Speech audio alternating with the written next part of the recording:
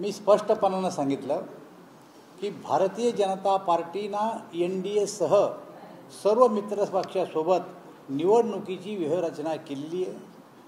आमचे घटक दल आणि आम्ही एकत्र या निवडणुका लढणारे, ताकदीनं लढणारे आणि पुन्हा भारतीय जनता पार्टीने आमच्या मित्रपक्षाचं सरकार या राज्यामध्ये आणणार। अशी चर्चा आहे की अजित पवार जे आहेत ते बाहेरून मैत्रीपूर्ण लढतील, ही पण एक तीव्र आमच्या घटक पक्षामध्ये आणि भारतीय जनता पार्टीमध्ये कोणीही कुठंही मित्र जे तुम्ही म्हणतात की मित्रत्वाची लढत करील अशी सुतराम सुद्धा शक्यता नाही। सर, काल गृहमंत्री अमित शहा यांच्यासोबत बैठक जी आहे ती सगळ्या प्रमुख नेत्यांची झाली, त्यामध्ये अजितदादांनी मुख्यमंत्री पद द्या अशी मागणी केली आणि बिहार पॅटर्नचा उल्लेख तिथं करण्यात आला अशी बातमी जी आहे ती एका वृत्तपत्राला छापली आहे। किती तथ्य आहे याच्यामध्ये, खरंच अशी काही चर्चा झाली? मला असं वाटतं की या बातम्या नाही, ह्या अफवा आहे आणि तुमच्यासारख्या समजदार लोकांनी अशा अफवेवर विश्वास ठेवू नये। त्याचं कारण असं आहे की कोण मुख्यमंत्री होणार याची चर्चा आत्ता नाही, निवडणुकीनंतर आमचे घटक पक्ष आणि आम्ही एकत्र बसून याचा निर्णय करू। ना आम्ही ना आमचे विरोधी कोणीही मुख्यमंत्री पदाचा उमेदवार जाहीर करण्याची शक्यता फार कमी आहे। त्यामुळे आम्ही तर नक्कीच करणार नाही, कारण निवडणुकीनंतर हा विषय चर्चेला येईल। असाही उल्लेख आहे की 25 अशा जागा आहेत, त्या जागांवरती मैत्रीपूर्ण लढती जी आहे ते होऊ शकतात। उदाहरणार्थ इंदापूरची जागा जी आहे त्या ठिकाणी अमरावती आहे, त्या ठिकाणी दोन्ही किंवा तिन्ही पक्षाचे उमेदवार आहेत, त्यामुळे तिथे मैत्रीपूर्ण लढतीचा एक प्रस्ताव जो आहे तो ठेवण्यात आला आहे अशी एक मी अगोदर स्पष्ट केलेलं आहे की राज्यामध्ये महायुतीच्या वतीनं कुठेही मैत्रीपूर्ण लढती होणार नाही, हे स्पष्ट आहे।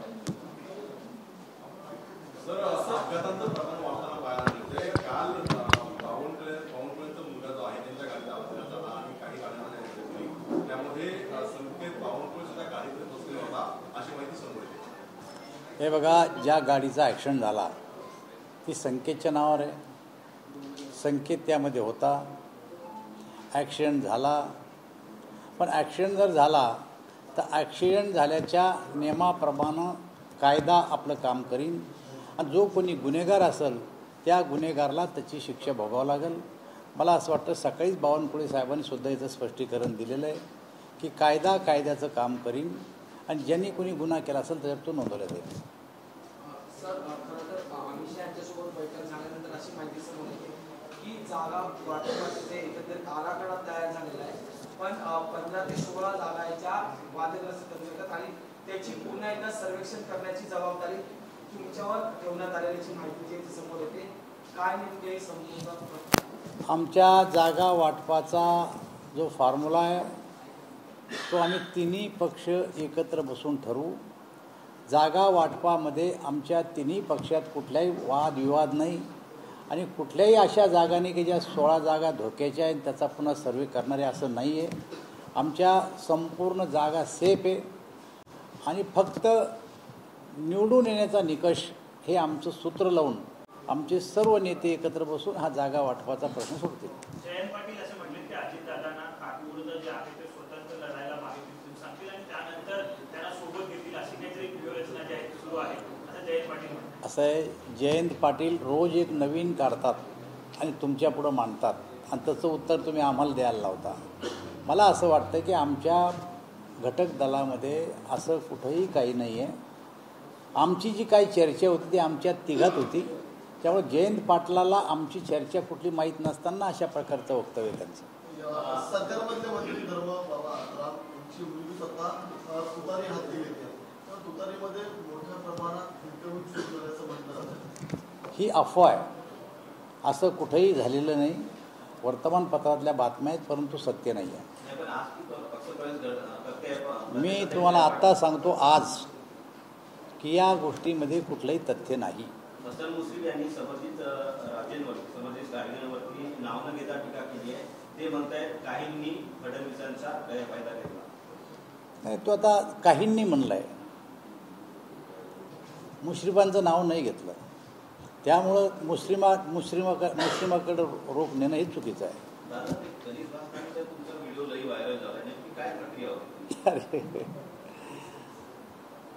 ज्यांनी केला विचारा त्यांना।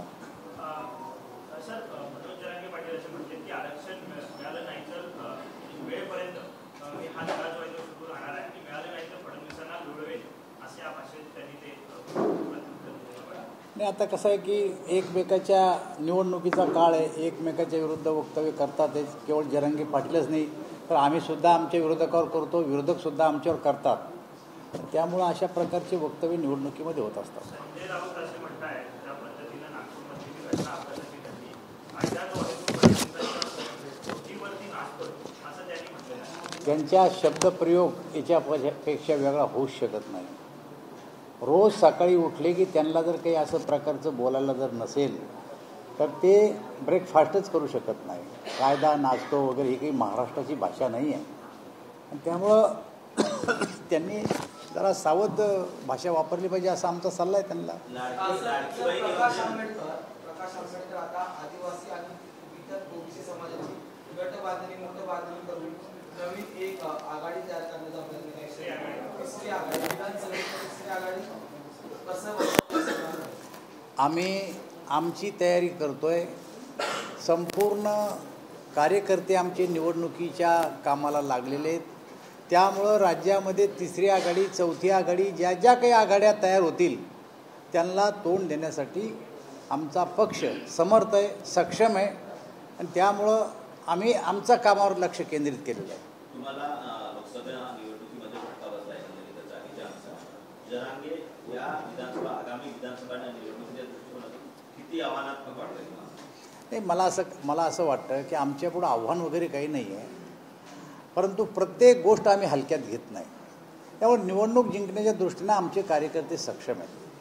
आणि या लोकसभेत जरी आम्हाला मतं कमी पडली असतील किंवा जागा कमी आल्या असतील त्याची पुनरावृत्ती विधानसभेत नक्कीच होणार आहे. मी आपल्याला सांगितलं की आमच्यापुढं आव्हान नाही मानत आम्ही त्याला. आज जरंगेचं आव्हान आहे, काल काँग्रेसचं होतं, परवा राष्ट्रवादीचं होतं. राजकीय पक्षापुढं जे जे प्रश्न असतील त्याला तर आम्हाला सोडवण्याची क्षमता आमच्या कार्यकर्त्यात आहे. जरंगेचंच नाही म्हणत. तुम्ही जरंगेवर काय काँग्रेस नाही आमच्या समोर, का राष्ट्रवादी नाही आहे, का शिवसेना नाही आहे. त्यामुळं आम्ही आमच्या कामावर विश्वास ठेवून येणाऱ्या निवडणुका जिंकण्याची कोशिश करतो. मला असं वाटतं आता भरपूर झालेत प्रश्न. अजित पवारांची वेगळी आहे, लास्ट प्रश्न आता. एकनाथ शिंदेची जी आहे ती लाडकी बहीण योजना घेऊन पुढे चाललेली आहे. कुठेतरी वेगवेगळ्या यंत्रणा पाहायला मिळतात. कुठंही वेगळ्या यंत्रणा नाही. कार्यकर्ते जे काही पोस्टर बॅनर छापतात तर ते त्यांच्या लेवलला छापतात, परंतु सरकारी जी छपाई आहे किंवा सरकारनं जी घोषणा केली आहे ती मुख्यमंत्री लाडकी बहिणा हीच योजना आहे. पण स्थानिक कार्यकर्ते काही ठिकाणी आपल्या उत्साहात आपल्या नेत्याचं बॅनर लावता, याचा अर्थ आमच्यामध्ये फुटे असं नाही आहे. काल वर्षावर या संदर्भातल्या योजनांचे बॅनरवाढी झाली मुख्यमंत्र्यांच्या निवासस्थानी, पण अजित पवारांचं फोटो तिथे कमी पाहिलं, मिळालेच नाही. कशाचे बॅनर लावलेत? सगळ्या योजनांचे विकास लावले. असं नाही आहे. जेव्हा पक्षाचा कार्यक्रम असतो तेव्हा पक्षाचे लागतात आणि जेव्हा कधी सरकारी कार्यक्रम असतात तेव्हा तिघांचे असतात. चला, धन्यवाद.